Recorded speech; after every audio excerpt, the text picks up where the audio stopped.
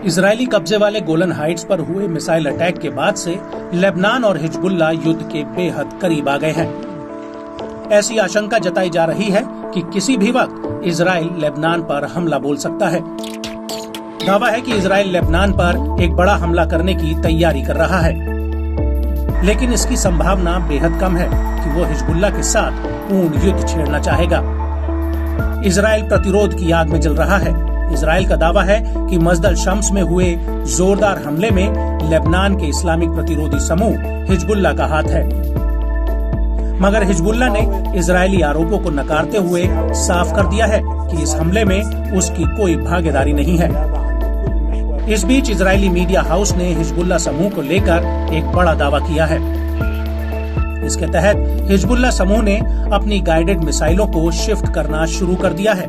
लड़ाकों ने संभावित इजरायली हमले का तुरंत जवाब देने के लिए अपनी खतरनाक मिसाइलों का मुंह इजराइल की तरफ मोड़ दिया है।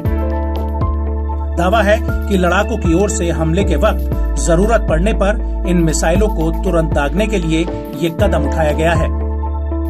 दरअसल गोलन हाइट्स में 12 बच्चों की मौत के बाद इजराइल गुस्से में है।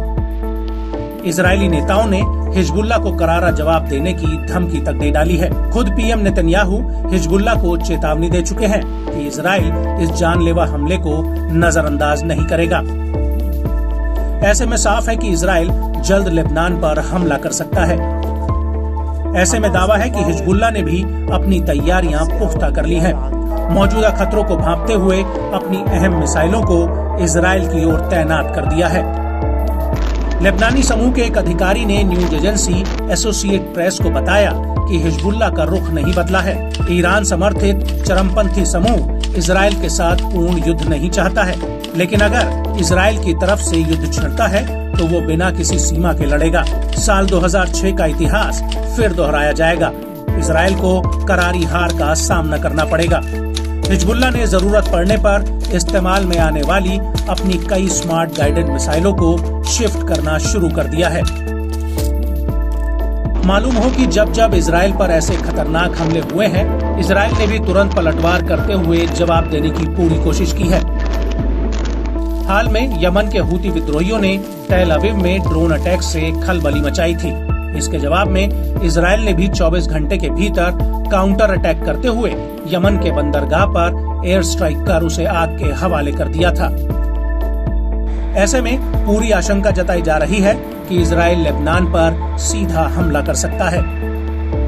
इस बीच इजरायली बलों ने दक्षिणी लेबनान में एक ड्रोन हमले को अंजाम देने का दावा किया है। हमले में हिजबुल्लाह के 2 लड़ाकों की मौत होने की बात भी सामने आई है। दक्षिणी लेबनान के मैसल जबल और शकरा शहरों के बीच हुए हमले में एक बच्चे समेत 3 लोग घायल भी हुए हैं। लेबनानी मीडिया की माने तो हमले में एक कार और एक मोटरसाइकिल को निशाना बनाया गया था। वहीं इजरायली सेना ने भी बाद में हमले की फुटेज जारी करते हुए अपने दावे की पुष्टि की है।